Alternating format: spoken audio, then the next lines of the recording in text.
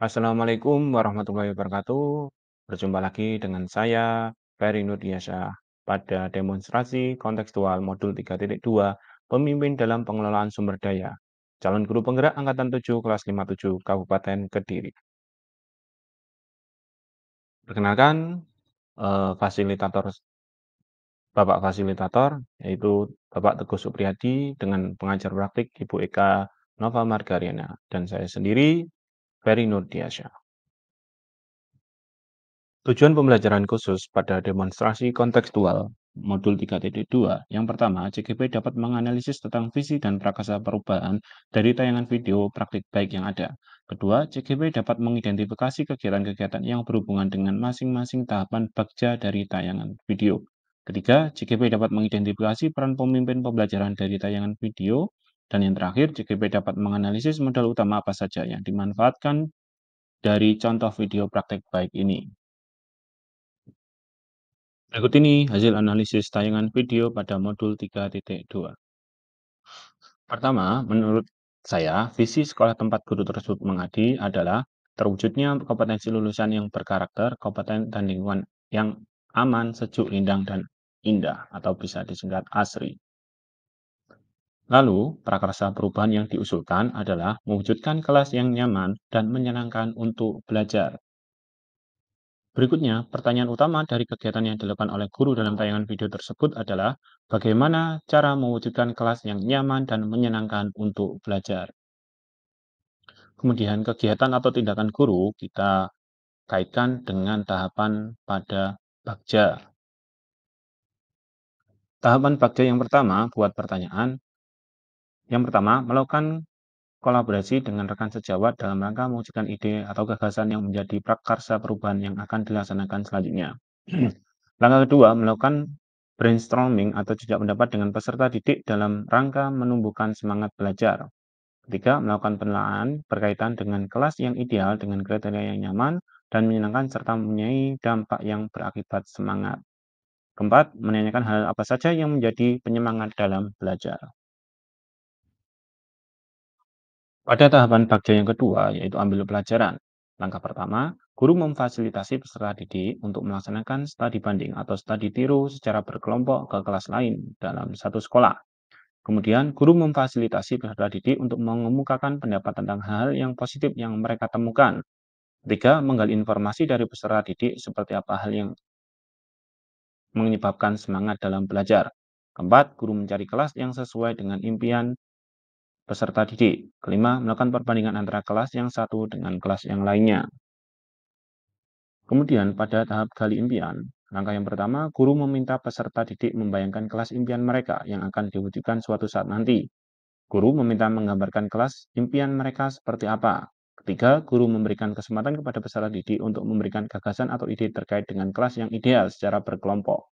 Dan yang terakhir, guru memberikan kesempatan kepada peserta didik untuk mengemukakan pendapatnya dengan melakukan presentasi dengan peserta didik yang lain.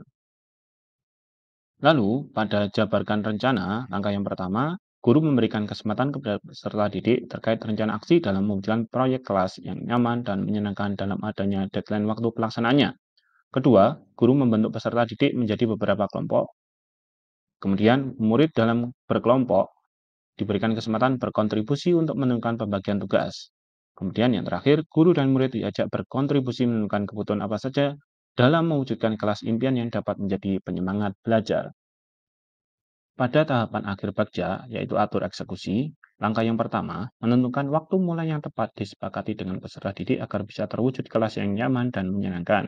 Kemudian, peserta didik diberdayakan sesuai dengan tupoksi masing-masing agar tercipta kolaborasi dengan peserta didik lainnya. Berikutnya, guru melakukan tuntunan dan pendampingan serta membantu murid apabila menemukan kesulitan yang dihadapi. Dan yang terakhir, guru memberikan penghargaan kepada semua murid setelah selesai membuat ruang kelas yang nyaman dan menyenangkan. Nah, dari tayangan video tersebut, dari tahapan bagja, peran pemimpin yang tergambarkan dalam video, guru memimpin pembelajaran berusaha menggunakan pendekatan berbasis aset. Ia berusaha membuka pemahaman dan kesadaran akan kekuatan yang ada melalui kekuatan potensi dalam berkolaborasi. Kemudian, guru mengarahkan murid untuk fokus pada kekuatan kelas dalam mewujudkan impiannya. Kemudian, guru sebagai pemimpin pembelajaran mampu memetakan sumber daya yang ada di sekolah sesuai dengan kebutuhan.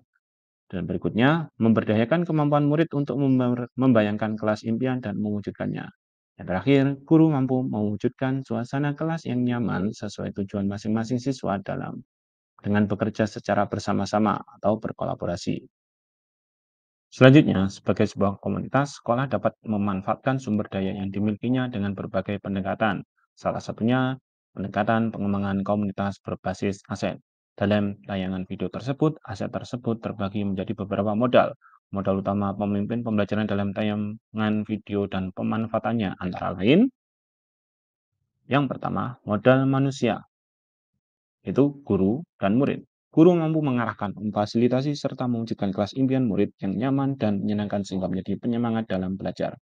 Murid mampu membuat desain atau sketsa kelas impian dengan membuat hiasan, membersihkan lantai, merapikan kursi, dan melengkapi kelas dengan sudut baca atau rak bangku. Modal kedua, modal sosial. Adanya lingkungan yang saling mendukung, bekerja sama, harmonis, hubungan yang sehat, serta toleransi dalam mewujudkan impian bersama. Lingkungan ini menjadi aset yang sangat berpotensi mewujudkan tujuan atau visi bersama. Modal agama dan budayanya adalah adanya kebiasaan bergotong royong antar guru atau teman sejawat dan antar murid sehingga dimanfaatkan untuk mewujudkan impian bersama, yaitu kelas yang nyaman dan menyenangkan untuk belajar. Berikutnya, modal fisiknya. Yang pertama, ruang kelas sebagai wahana dalam mewujudkan lingkungan kelas yang menyenangkan. Dua, pajangan atau ornamen sebagai hiasan memperindah kelas.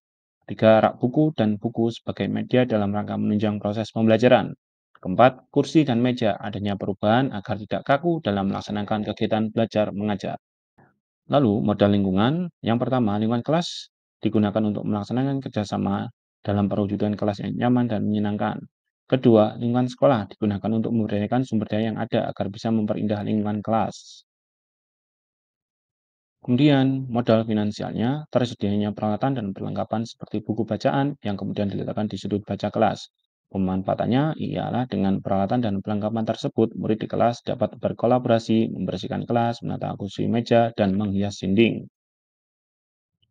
Modal terakhir yaitu modal politik. Hal ini pasti dilakukan oleh guru tersebut sebelum melaksanakan proyek kelasnya, yaitu kepala sekolah yang mendukung keterlaksanaan prakarsa perubahan. Kemudian guru dan murid yang memiliki keterbukaan sehingga bisa mewujudkan impiannya untuk menciptakan kelas yang nyaman dan menyenangkan untuk belajar. Terima kasih. Salam guru hebat. Bergerak, bergerak, menggerakkan Indonesia. Wassalamualaikum warahmatullahi wabarakatuh.